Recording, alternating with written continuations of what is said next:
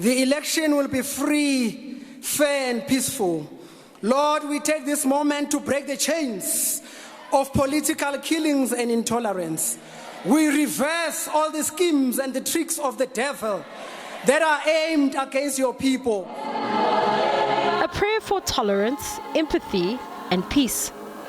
Prayers calling for a peaceful transition of power and for political parties to put the country first. Churches of all denominations gathered to pray for South Africans to accept the election outcome gracefully. 1994 was a very, very troubled time when we were preparing to get into the elections. And in that process, we needed to deal with the violence that was rife at the time. And that process produced for us what was called the Peace Accord, which was led by many of our faith leaders of the time.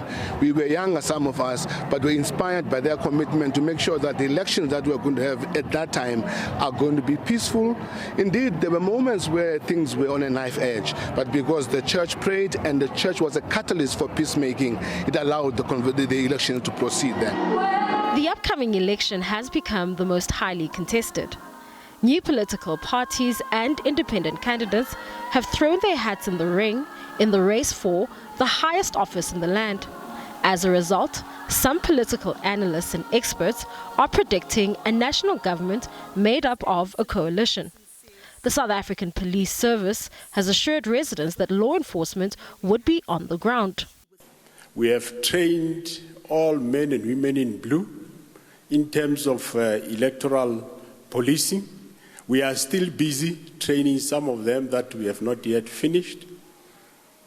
We have over 7 teams that we have put out standby to assist in various hotspot areas in the country.